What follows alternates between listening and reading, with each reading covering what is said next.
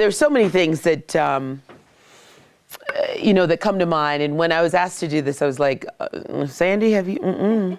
But then I said, you know what, this is a good thing. I cannot tell you. And the reason why I was apprehensive wasn't because of y'all. It was just because, when you speak in front of groups, and I mean, I do kids and, you MC events, but actually when you're putting yourself out there and you're speaking, typically crazy people tend to show up. And so you had to be very careful, what you say yes to. So you all have been vetted. Y'all don't know it, but y'all have been vetted. But, as you're constantly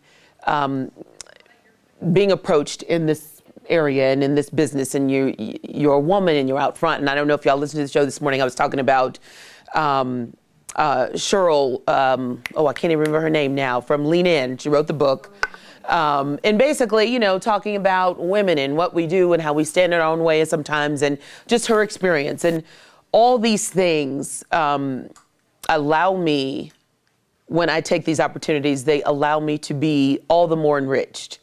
And so just as you all are looking forward to me coming, hopefully, I was looking forward to being in front of you and to hearing from you and answering your questions and meeting with you.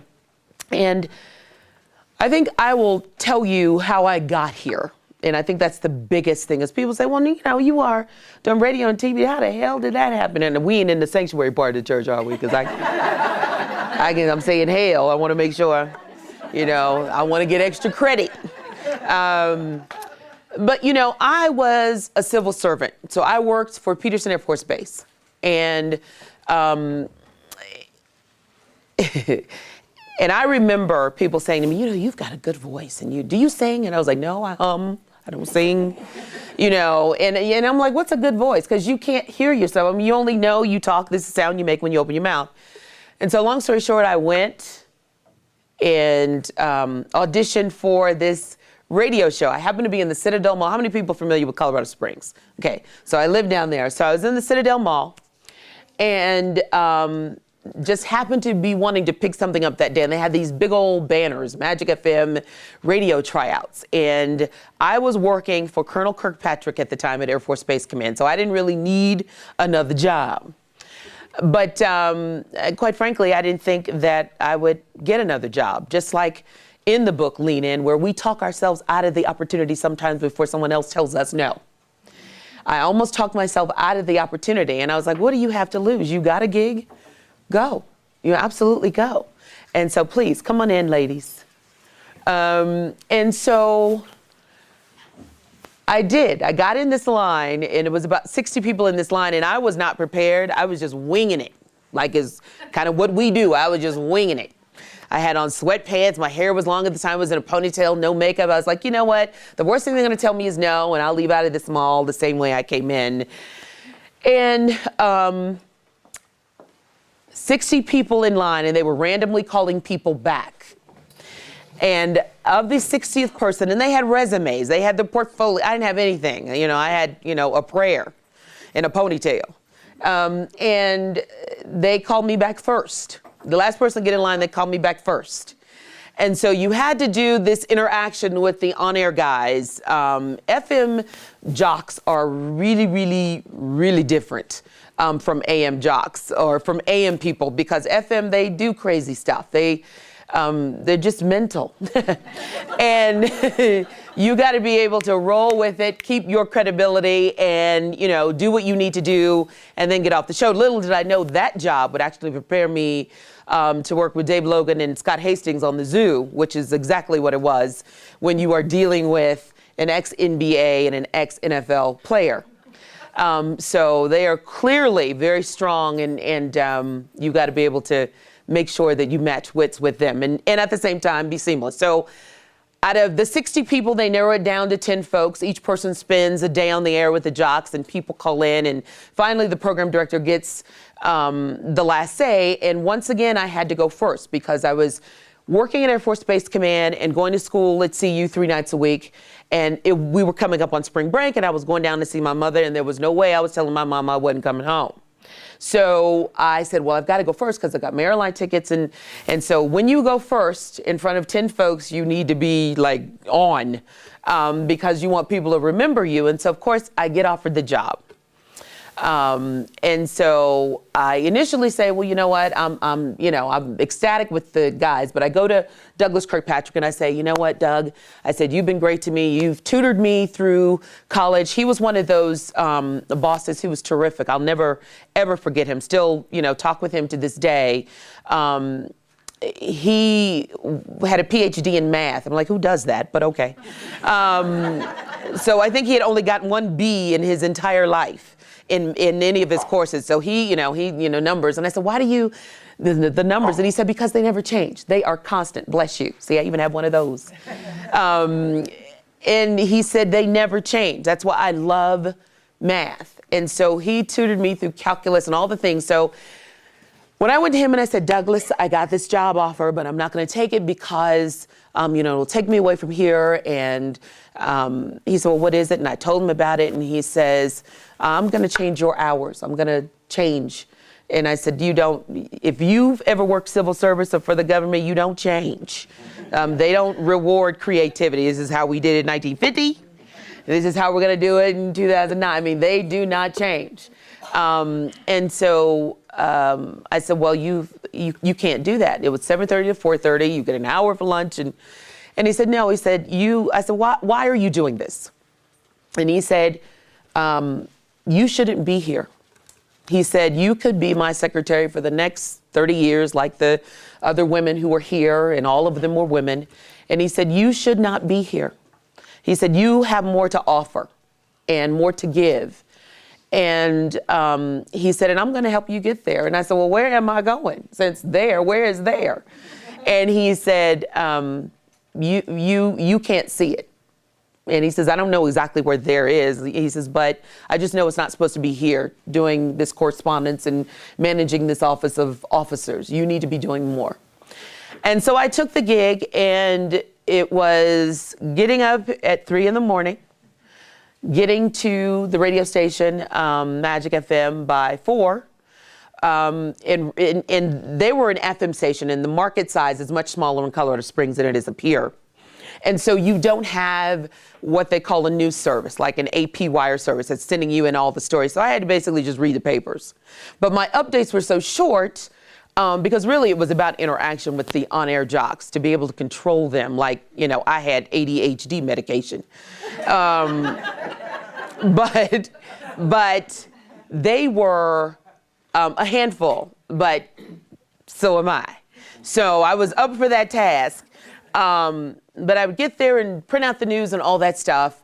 And they offered me about 6 months later, they said, well, we're going to have to let you go unless you can do full time. And I said, because I was, still working at Douglas. He had changed my hours. I was into his office at 9, took a 30-minute lunch, and then I was out the door to go to school 3 nights a week by 6. And so that's why when people tell me, it's like, I can't do it. I can't, it's like, how bad do you want it? Do you really want it? And for some reason, there's a breakdown with that determination when it comes to things like potato chips for me, but that's a whole different topic. It's like, how bad do you really want? I can do everything else, but it's like, don't put them chips in front of me. So he says, Douglas moved the hours. And when I told him I couldn't do it, I made my promise. I couldn't transition. I couldn't take that hit at the time financially. And still, at the time, I was married to another individual, and I could not reconcile the two. It's also very important, if I may be so bold, as I'm looking at some of these faces, and y'all know, I'm sure y'all have crossed the bridge that I am attempting to cross, but it is always so important sometimes, as my mother has said to me, sometimes the young can teach the old. When you think about all of the challenges and the obstacles, people say, well, it really doesn't matter who you marry. It so matters who you marry. It matters who you marry. Y'all like, oh my God, it matters. It matters. And so when I recognized that this was not fine guy, wonderful, just was not on the path that I was on. And so it took a lot, but I stepped out and I did what I needed to do. I left. And so all of those things are happening at this time when you've got all this great influx, and how are you going to make it, and what do you do, and have a plan. My plan was to get the hell out that house. That was my plan. I mean, have a plan. And so moving forward and doing those things and transitioning from being on the radio to being back at Air Force Space Command made me think, okay, if I ever get this opportunity again, I want to make sure that I am ready. That I am absolutely ready. So about 6 months later, KOA came into the picture. They wanted me to do weekends on the radio. Now, for those of you, how many people here listen to KOA or know 850 KOA, the news? Okay. KOA is what they call a mothership station. It is the big 50,000 watt blowtorch. And when you hear that, you think, well, what does that mean? What that means is radio signals don't stop unless they stop. In other words, if a mountain or something stops them, they keep going. So we're already up higher. So I've had calls when I worked at KOA from people who were in Greece saying, I can hear you. I live in Colorado, but I can hear you. I can't believe I can hear the blowtorch, because the signal keeps going. And so there was a time when, World War II, where this was every other station had to power down. Like sometimes it's a little hard to even hear AM 760, depending on where you are in the city. Now, that is not my choice, trust me. But it has to do with the signal and how strong that signal is, and all the signals that are around it. But KOA, started working there, did weekends. I'd commute back and forth on weekends and still keep my civil service job. And then I graduated from college and I get a job down in Houston. I didn't want to go to Houston because at the time that was like the murder capital of the United States. And I was like, I'm going through a divorce. I'm single. I don't know anybody in Houston, and I'm going to Houston. Lord, why hast thou forsaken me? I really did not want to go to Houston. But I met some folks who, once again, God knows who to send, honey. I am a believer in the walk, in that, and I don't know if you listen to me say this on the show. People say, I love this preacher and, this church. And I said, well, why do you love it? Well, he knows this scripture. And I said, well, he's the preacher. He's supposed to know scripture. I'm not impressed. I am not impressed. I think it is more important to be in a position to show people how you are living, not tell them. Now, I understand the pastor's job is to do that, but you got a lot of folks who are, let's just say, y'all want to come in and have a seat? Because, y'all look really sad standing over there by the door. That's right. That's good. I am a big believer in, I know where I've come from. And I may not know totally where I'm going, but I know this is all part of that walk. And so sometimes people on AM 760, I got in a huge debate with one individual who was like, I can't believe, Gloria, you're on the radio and you're espousing and you're putting out stuff about religion. It's I can't believe it. You've never seen, God, you don't know. And, and I said, well, you don't know a headache or an orgasm, but you know when you having one, right? To which he said, no one has ever made it that clear to me before. And that was the end of that conversation. So I say to people, I am not one to try to influence and make people believe. You believe what you want to believe. I just know where I've come from. And I know how difficult it was and how I'm like, I don't know how I got here, but I'm thankful and I'm continuing on that march because the opportunities have truly been phenomenal. And I don't squelch them. People say, well, one guy even this morning said, well, how did you do what you were doing? I mean, how is this happening? And I said, because every opportunity is an opportunity. Nothing is waste. Don't waste anything. I don't care if I'm talking to little school kids. You do not waste any opportunity. I don't care how old you are. If it's something that you want to do, my mother's like, well, Chloe, you think it's too, I'm 75. Do you think it's too late for me to go to school and get my high school diploma? I said, not unless you're breathing. If you're breathing, it's not too late. Go get it. I just think that those things are important. So I spend the time down in Houston, and I moved back up here because of Cleo Parker Robinson dance. How many people are familiar with Cleo? Yeah, she is something else, honey, in a good way, but her dance ensemble is phenomenal. And so I came back to be the development director. One of the reasons why I thought I was done with the business, or at least Houston. I knew I didn't want to make Houston my home. Houston used to be the murder capital, but even when I was down there, I mean, it's a big deal in Denver. If you've got 2 and 3 murders in a weekend, that's a big deal.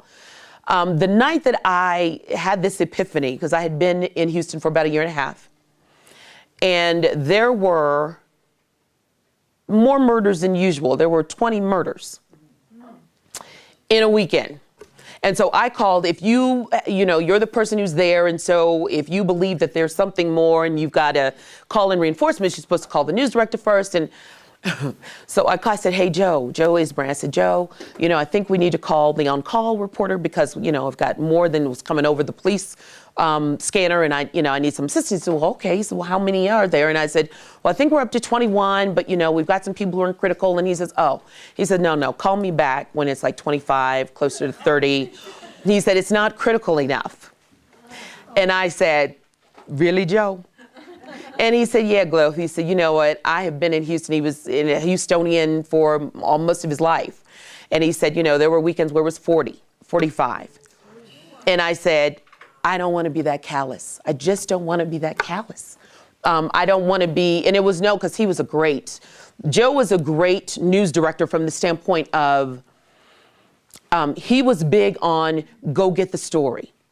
You go wherever that story is. Now, in Texas, they have a lot of stories that are hurricanes. I don't do hurricanes.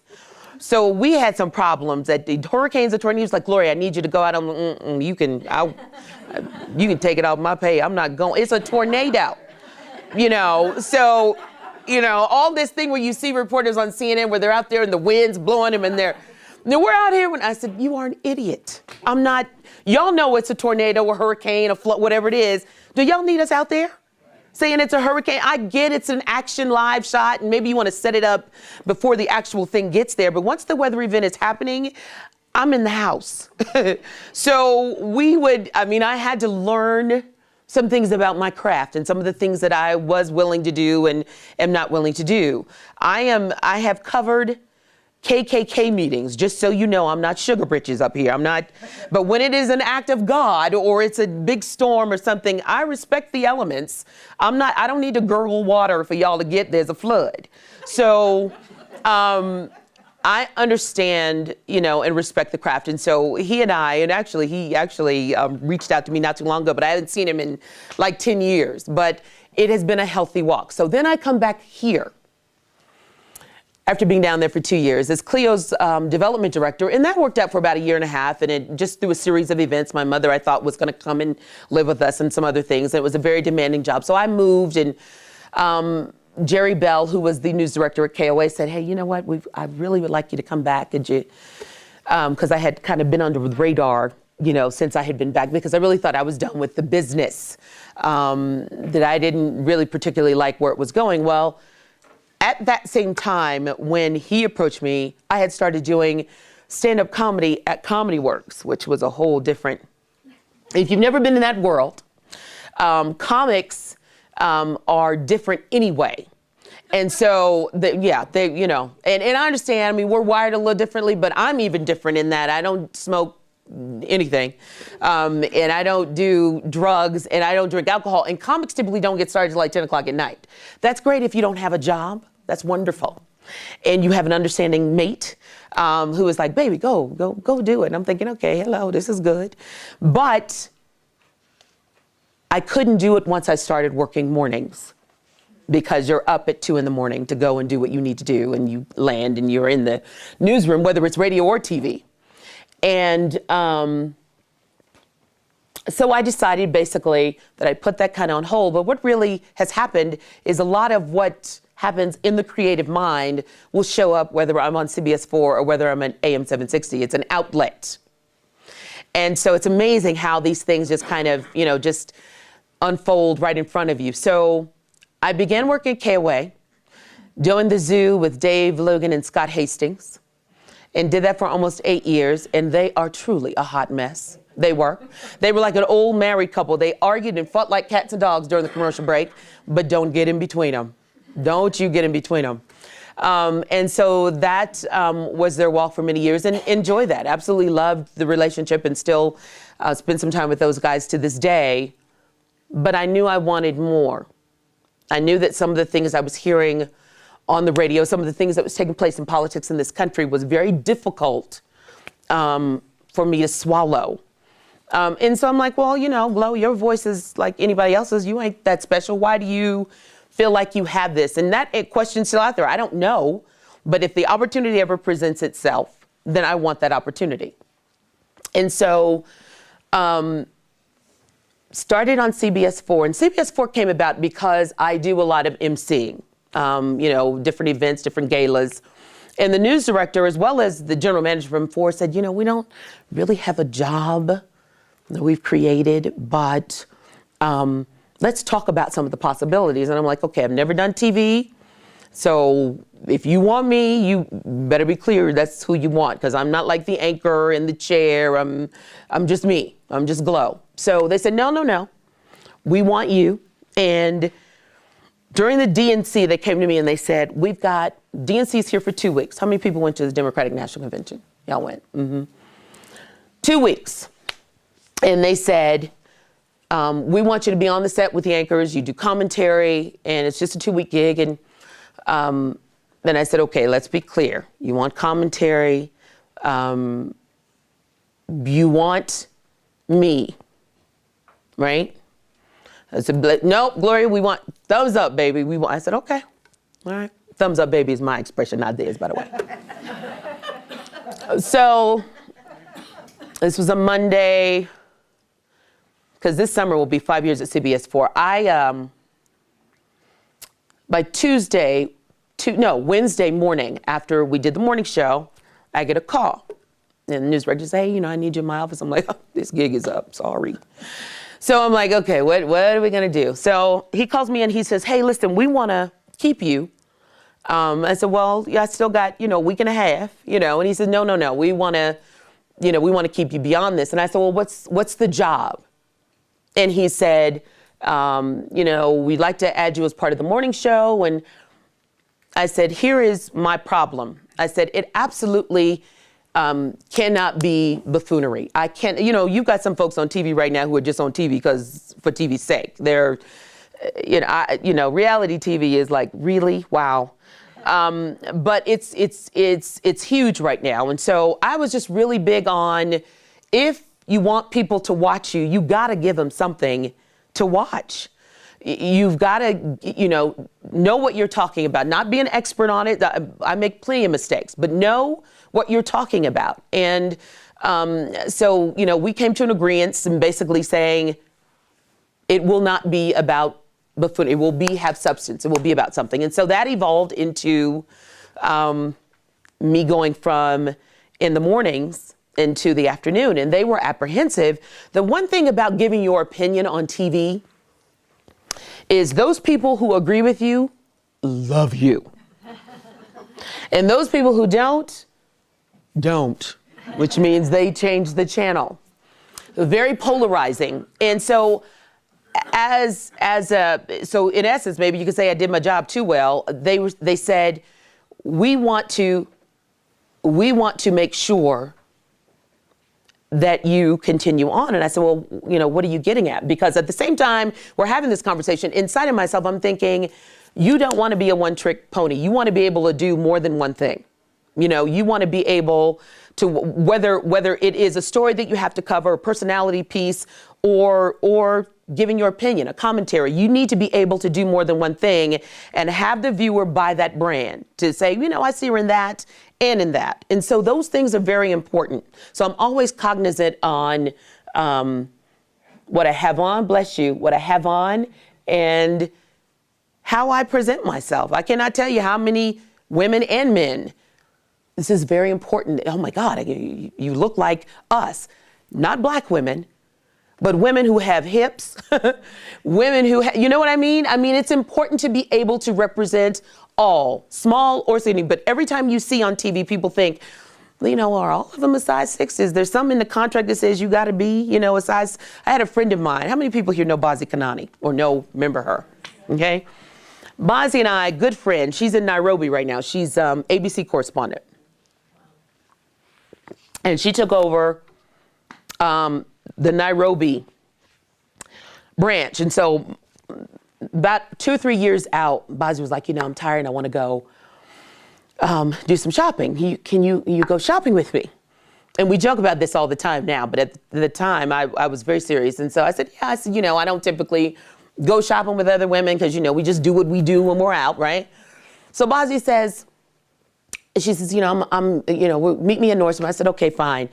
So, I'm kind of perusing, I'm looking through stuff, and so Bazi comes in and I say, let's look at this. So she's like, yeah. She says, I said, what size do you wear? She said, a 00. I said, you need to eat, child. What is wrong with you? And I said, you mean like a preteen? That's like a size 6 in a child. I said, a 0? Who the hell wears a 0? That's not even a size. You haven't even gotten to the sizes yet. You pre-size. What is wrong? So she just could not stop laughing. And she's like, now she wears a 2. Oh. So I say all that to say you need to be who you are on TV. And that's why when they brought me in, and they said, this is who we want. No, I haven't been to anchor school. What you get when you watch me is just me. I talk with my hands. This is who I am. And this appeal, and I'm thankful for it, is it has made a lot of people very, very warm to me. I can't tell you the stories, but one in particular comes to mind. There's a guy out in Highlands Ranch. He's like, I'm a Republican. I'm an old white Republican. I said, okay, you've been to the doctor. And so because clearly that's an ailment. I'm joking. And so he says, but I can't help but I can't wait to see what you're going to say, or, I always listen. And I said, that's a wonderful compliment. Thank you. He says, I don't agree with you most of the time, but I always listen and I always watch. And he said, you just seem like a real warm person and somebody that I could break bread with. I said, yeah, but on this end of town. So anyway, so I always think that you're talking to people.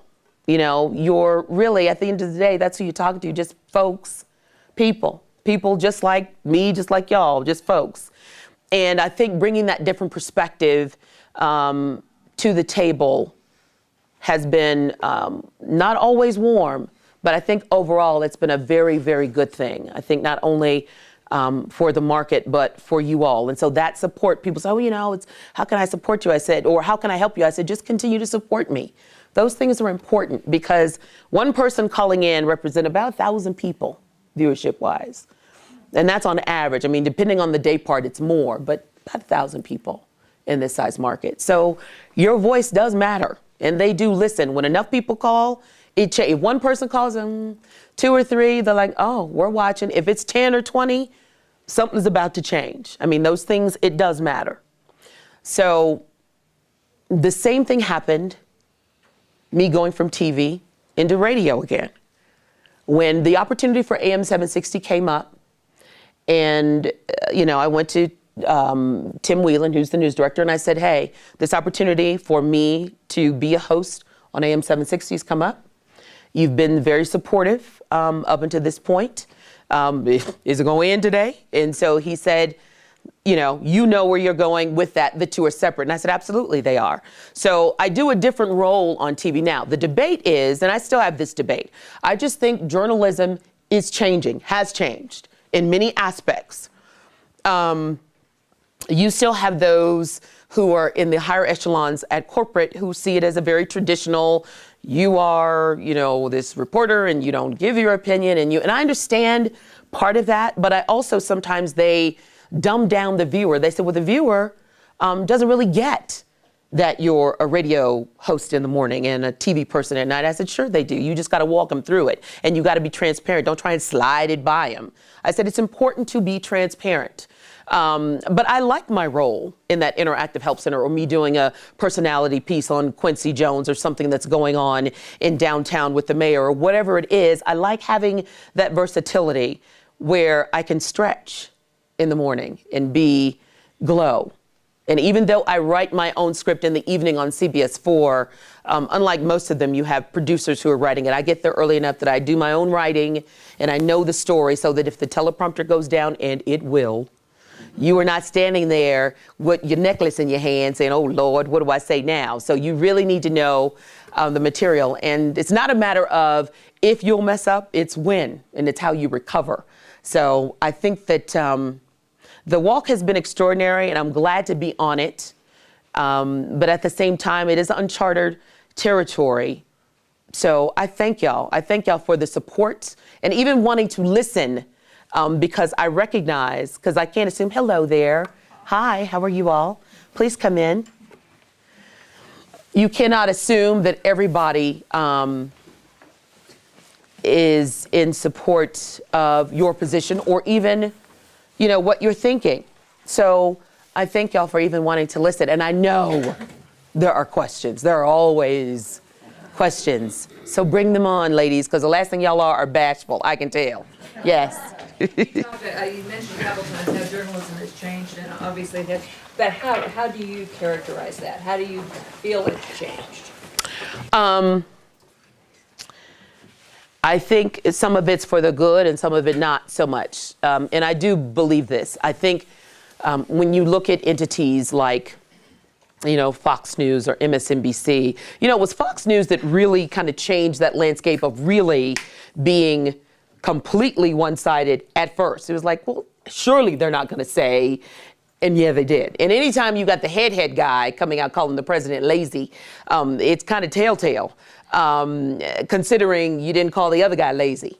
And so then you look at MSNBC, who to some degree has followed suit, but I will say this, they at least are going to present both sides, you know, to have someone on. I think when it gets even dicey on Fox, you have individuals who struggle with that, who don't want to go on. I mean, it's no coincidence for a very long time, candidate Obama, who became President Obama, wouldn't go on Fox News because if you're just sitting there and you are getting questions bombarded at you and they're loaded questions, you know you're not going to get a fair shake and you have no control over what they're going to edit. Why even put yourself through that? So CNN, BBC, Al Jazeera, I mean, I look at them all.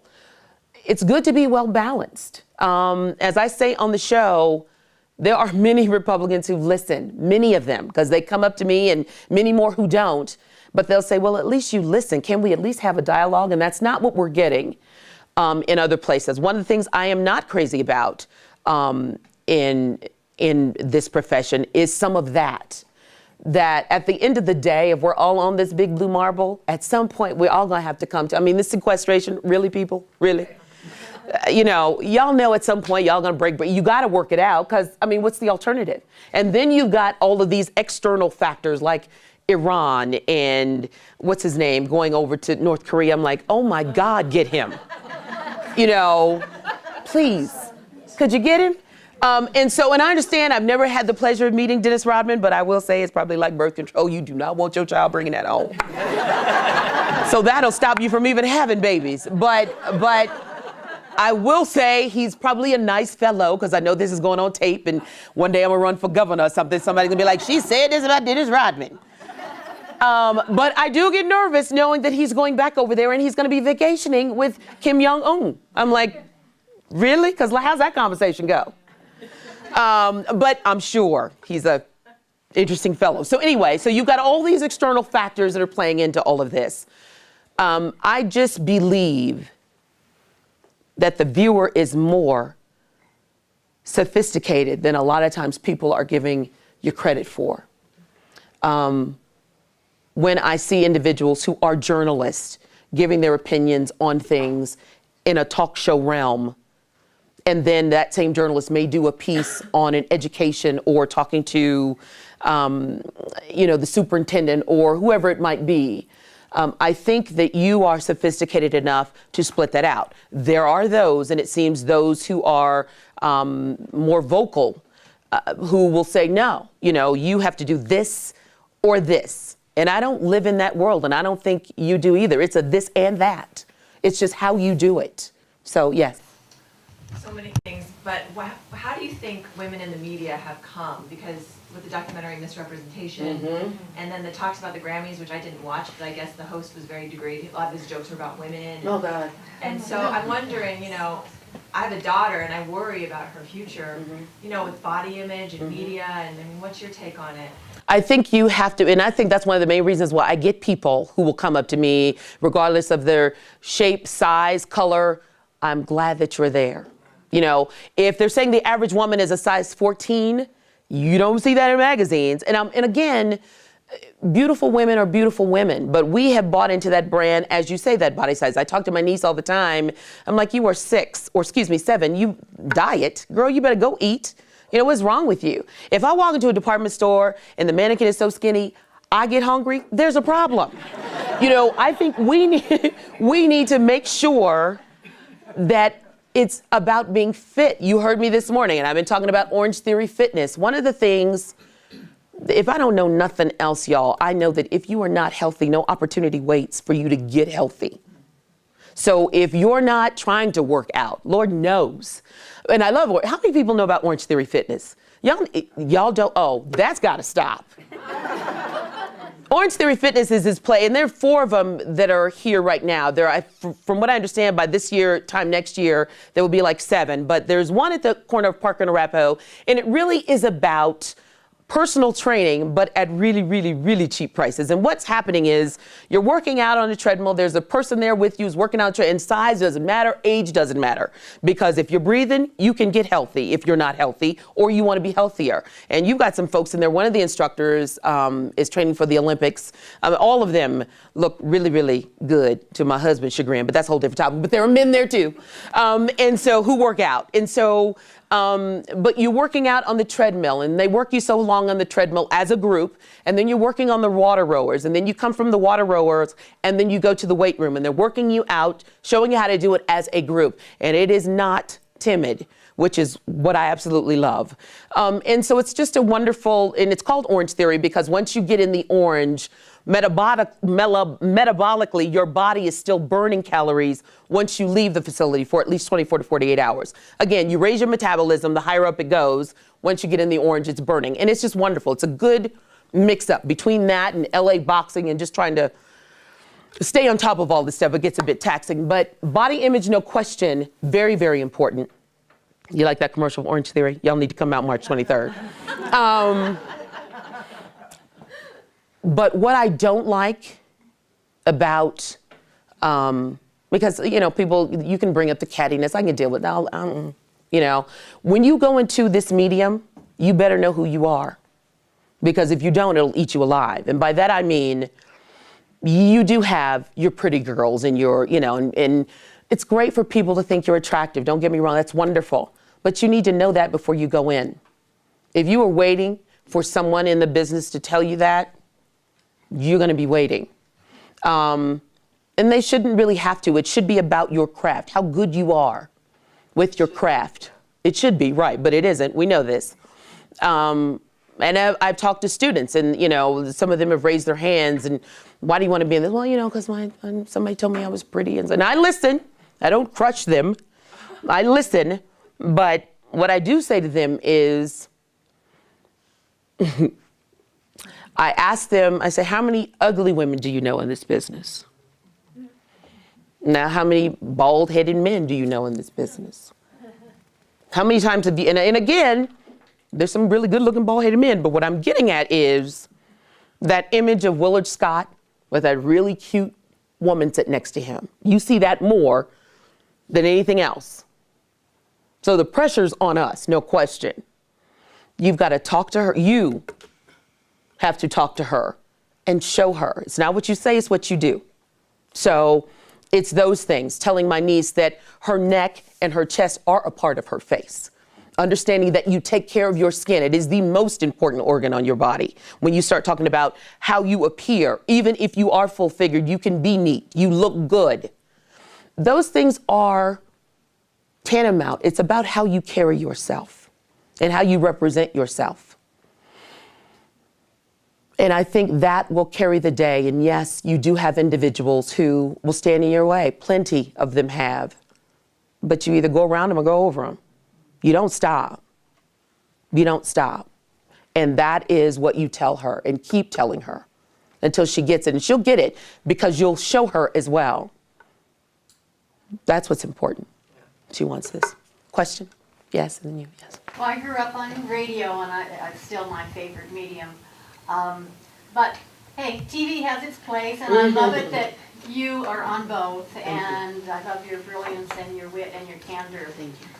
Just as you said about President Obama and Fox, how would you characterize Dennis Kucinich and the Fox offer?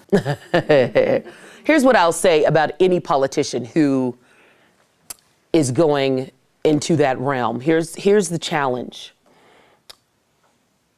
Unlike, how do I say, you have politicians today, I mean, we say we want the truth and you tell us what and I just had this conversation with Diana DeGette.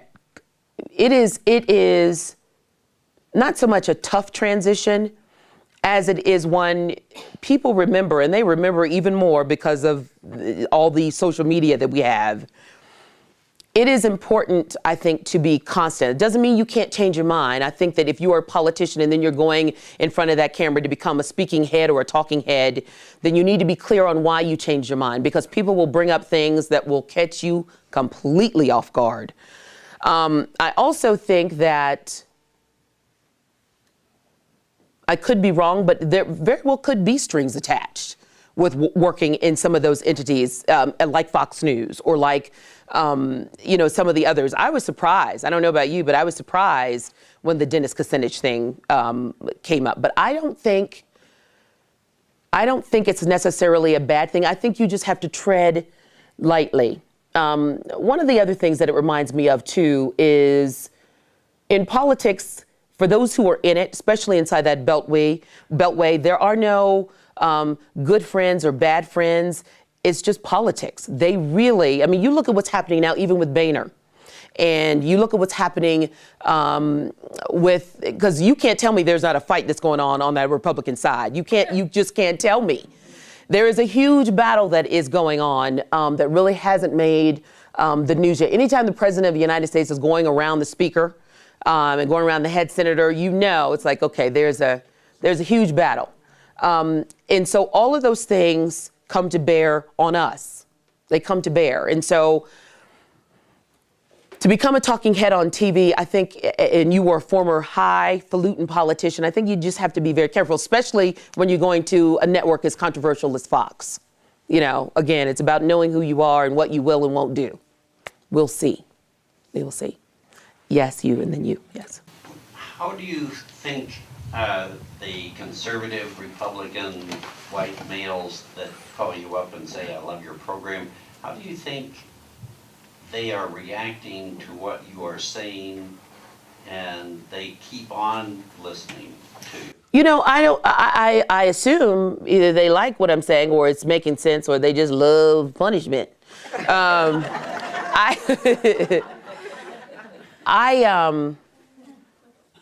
I think it's important to just listen. It's not going to kill us to listen. God, it is, I absolutely may not agree with you. And this is another thing I think is very, very true. I think we've underestimated in this country the power of relationships. And quite frankly, I do believe that President Obama was beaten about the head and shoulders in the first few years. And he's like, I'm done. I'm taking my ball. I'm going home. I'm not playing with you all anymore. The challenge is he needs to come back out and play because he needs them. He can't get anything done without those. He can't. I understand people call him, Gloria, you should just shove it down their throats. I'm like, well, technically you'd be shoving it down our throats too.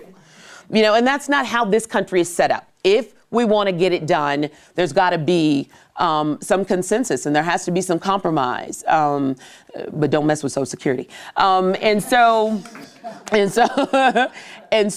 all of those things come into play when you start talking about, well, they're listening and they'll call up and they'll say, one guy's like, I got my hand close to my button because I didn't think you were. And he was like, I like her, and that part, that's great. That's wonderful. But I would rather be respected than liked. I'm glad that they listen and I'm glad they call me. I think it's important because, we are all stuck on this big blue marble. So either we got to fix it or as my mama would say, we're going to be ass out. You got to either fix it or step off, and so I'm big on it. I'm glad they're listening. That's a start. So then they'll tell other people, she's not so bad. That's good. I think that's a plus for everybody. And I'm not trying to appease. I'm just being who I am. I'm being who I am. People say, you kind of middle of the road. No, I'm not.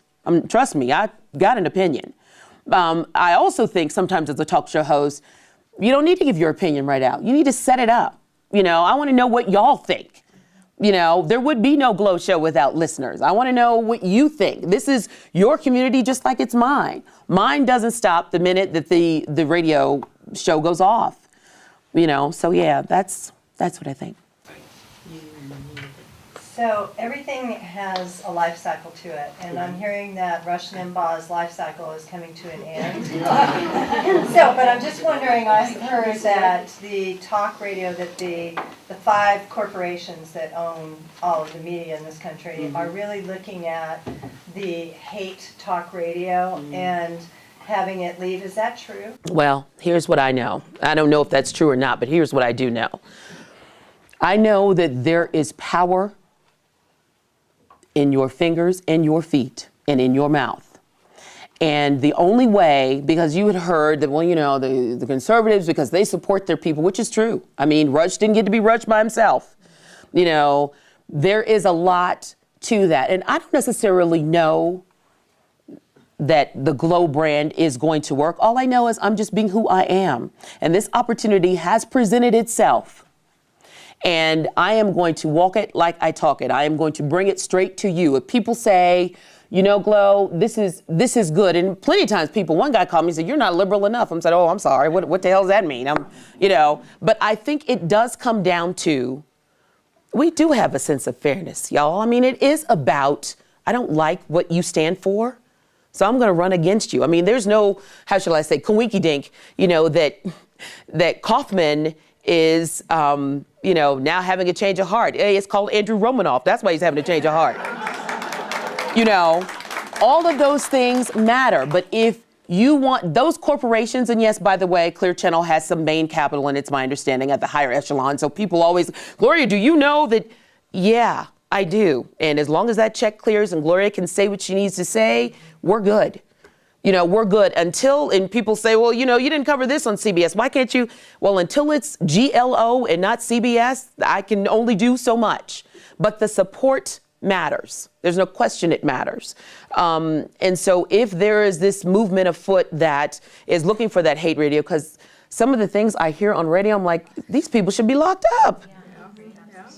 I mean, the hate and the vitriol and the, it's a wonder that we don't have mass shootings all the time. I mean, every day it is a scary time. And that is why being this time in history, it's important to open your mouth and say, that's how I believe. Or I don't necessarily agree with President Obama all the time, but he espouses the fundamentals that I think are good.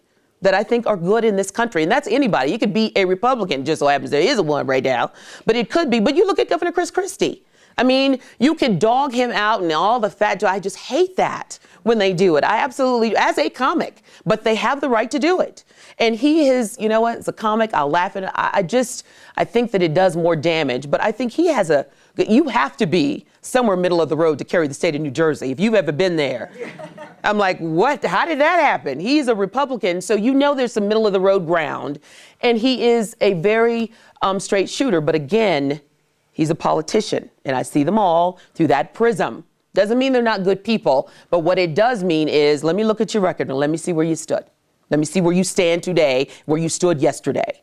So all those things come into play. So if that is afoot, it is up to us to say, okay, that's fine. And people say, well, okay, Gloria, we listen. What else can we do? It's the advertisers. It's when you hear me say, coming out to Orange Theory Fitness, or by the way, Front Range Preventive Imaging with the heart screening and the colon.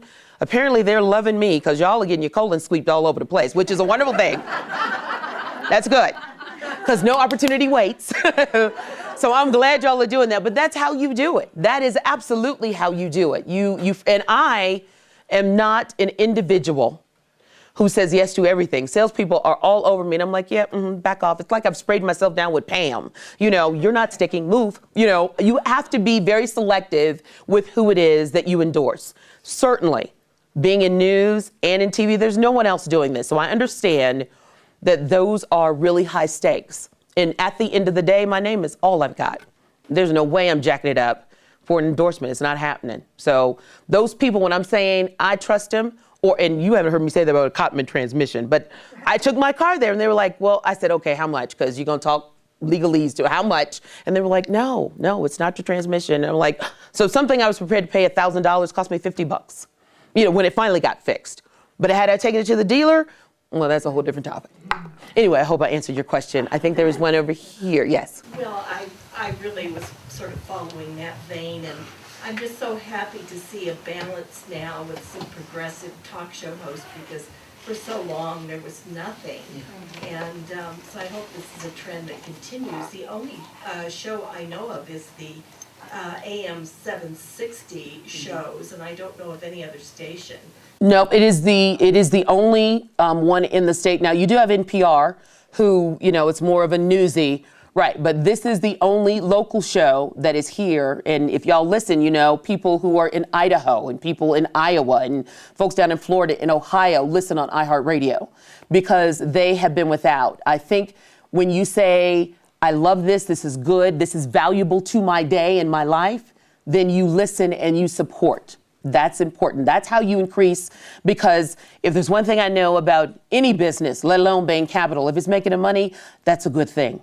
And I'm not anti-money, but be clear, this is a business. And so when I'm looking at what's going to impact your lives, and I'm thinking nationally, how does that look locally? How does that look for the state of Colorado? I mean, like tomorrow, talking about the death penalty and Nathan Dunlap. How many of you remember that case, Nathan Dunlap? And the chance for the governor now to give him, pardon him. So where it'll be life in prison without parole. And, he has that opportunity. But do we want that? I remember that case. I remember that. That was horrible, that Chuck E. Cheese. I remember that. And so looking at civil unions, huge debate tomorrow that's going to take place. That's going to pass. Oh, it did? Yeah. Right, I think that's good. But then what will happen, because there will be a debate tomorrow when you start talking about what's going to happen as far as the courts. I don't know if you saw even today about the marijuana, where you've got all these people with all this money because they've got these legitimate businesses because folks passed Amendment 64, but banks can't take that money because that's a federal crime. The feds control the banks. So now you've got, and a lot of these marijuana businesses are women. So women, this one woman had a bag for $100,000. She's just traveling with it, or she doesn't know. She's in her car, at home. Criminals know two things. They know where you live and where you work. So they know that money's somewhere. So it's one or two places, 50-50 chance. And so they're saying we are really hurting right now. We didn't think that far ahead, apparently, when we passed Amendment 64. So I always look at is it impacting us here? How will that impact us here? So, yes. Did I answer your question? I hope so. Yes. I want to go way back to Oh, Lord. what you said before. Oh, I won't go that far. Oh, yeah. It's like, I know. How far back we going, Judy? Only the top drawer story someday. But anyway, the needle of progress, is it moving at a better pace for women in media and women in general? Do you see how that needle is moving, or is it going to take us 70 years to get equal pay? I don't think it's going to take 70 years, but that equal pay question is a tough one, and here's why. It depends on how you negotiate, or if it's you that's negotiating. Is it your agent? Some people in this business have agents. I didn't have one for a very long time. But I'm still really hands-on, and I'm really, really, really not big on giving anybody my money. If I'm not. I just sometimes agents who see certain opportunities coming down the line, and you think, okay, that's good. The agent sent me out on this story. Case in point, sidebar, Judy. I was at CBS 4, and I get a call from a friend of mine in Chicago saying, hey, Oprah's show is going bye-bye, and WABC, or WLS is really the big station she was looking for, somebody to replace that show in the same studios where she was, blah, blah, blah. And would you be interested? And I said, yeah, absolutely, I'd be interested. And so I have my demo sent over, and I didn't have an agent at the time. And, they call me and say, we want to fly you up. And it happens really quick in this business. It's crazy. And so I fly up, and, you've got the Stephen A. Smiths. For those who like SportsCenter or even watch sport, he's one of the ones, and he is something else. Cut that on the tape. You've got just the who's who. Tony Harris at the time, he was at CNN. You've got Bernie Mac's daughter. You've got a lot of the who's who, people you see on HGTV, all these people who are vying for this job. And they wanted a male-female. And the long short of that is, I get a call back. So you do all these auditions. They have you paired up with these people every 15 minutes. You're on this set, paired up. And you get the feedback from the producers who are there. And long of it short is, I make the cut, get called back up a second time. So I fly back. And the bottom line is they wanted someone who was local. Now here is what I call the honey hush. They are looking for a host, male and female, which is different. They wanted to go in a totally different direction. And what we did not know was they had a focus group watching us behind glass that we couldn't see through. And so they were allowing, or getting the feedback from the focus group, what do you like this? And the thing that, from what they told me, killed me was, loved me, but I reminded them too much of Oprah. And I'm like, no, I'm trying to be my best glow. I'm not trying to be Oprah. That's been done, and she is phenomenal. I'm just trying to be my best. But what the president of the general manager of WLS came down and she said, we can't take that chance. Because Chicago is brutal. She said when Oprah first came, they were fat this, blah, blah, that. I mean, just horrible, dark, just horrible. For those of you who've never been to Chicago, it could be a very racist city. People think, oh my God, Chicago is trust me, it can be a very racist city. Much more than people think. I would rival even to say that this place is a lot less racist than Chicago when it comes to those. I mean, there are factions. I've even talked to people who are there now who did get the gig, and they said, there's certain parts of towns. I've got a friend of mine who's a white guy. He's dating a black girl. He says, we don't go there. You just don't go there. And he said, that's Chicago. As long as you know it, that's Chicago. And I said, well, then there's good and bad everywhere. To your point, I think when you look at whether it's an agent, bless you, I've even got one for you, an agent, or you're doing the negotiating yourself when it comes to moving the needle ahead, moving us ahead, it is very dependent upon what you bring to the table and how you value it, and quite frankly, how you leverage it. It's very important you know what you bring to the table, i.e. lean in. Don't think, well, I got this, but that really doesn't matter. Everything that you're doing, whether you're working, matter of fact, if you were at home, you're working, you just don't know it, not in that sense. Those things can be leveraged. I mean, I think y'all know that, but even in my business, those things can be leveraged. So you've got to be able to ask for something that I didn't necessarily think I would get. Just ask for it, because what's the answer? Either yes or no. And if it's no, why is it no? Why is it no? So, yeah. Two quick things. One, thank you for being civil to people who call that you don't agree with, because I think that really helps further our reputation as progressives, that we're decent, rational people. And that's going to, you catch more flies with honey. Right. What does it say? Yeah, you catch more flies with sugar than you can with shinola. So thank you for that. And You're welcome. What I want to tell you is your producer wanted us to remind you when it gets close to time to go, and it is. Yeah. I know. As much as we'd like you to. For those of you, how many people here met my producer? Did y'all meet my producer? Okay, so that's my husband. Okay, so here's how that happened, really quick. So he was the executive producer for Dave Logan and Scott Hastings, and had been for years. And we had worked, and no, I didn't meet him at the station. Matter of fact, when I told you the story about when I went down to Houston and people had, a few influential people had asked me, do you want to go down? He was the number one guy, and I didn't know him that well. At the time I was going through divorce, but he said to me, I understand you don't like Houston. I said, no, because they have gnats and really big bugs and roaches, and I'm not used to that. And I'm not joking, I did say that. And he says, you should go to Houston because that's a top 10 market. He said, you were just coming out of college at the time. And he said, you should go because it looks very good on your resume to be in a market that size. Houston's immense, it's huge. And so I went, and it wasn't until a year later that I was still getting newsletters from a journalistic organization, the Colorado Association of Black Journalists, and I saw that he had won Journalist of the Year. And so a year later, I call him in the newsroom, and he picks up the phone, and immediately he knew who it was. And so from that point, he said, well, how are you liking it? I said, I don't, but it's good. I'm glad you told me, and congratulations. And he said, well, okay, so, I might come down there and visit you. And I was like, wow, that's a nibble. So I said, really? You'd come down? Because, I was divorced at that time, going to the movie and enjoying myself, all by myself.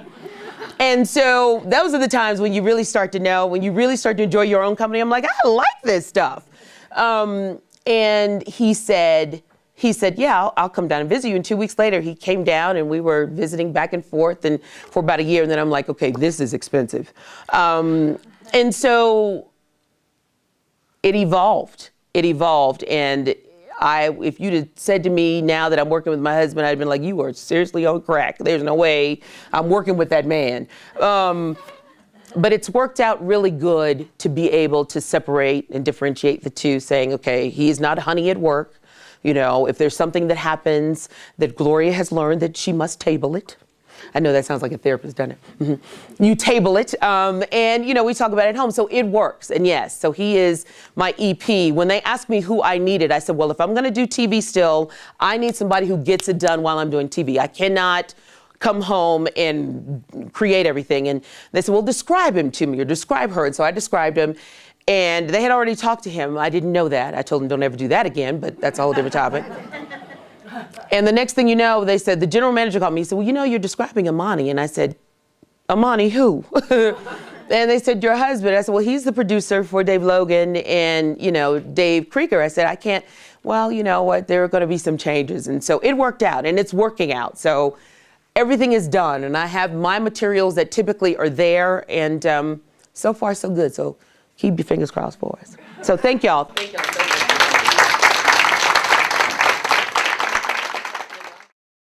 There's so many things that, that come to mind. And when I was asked to do this, I was like, Sandy, have you? But then I said, you know what, this is a good thing. I cannot tell you.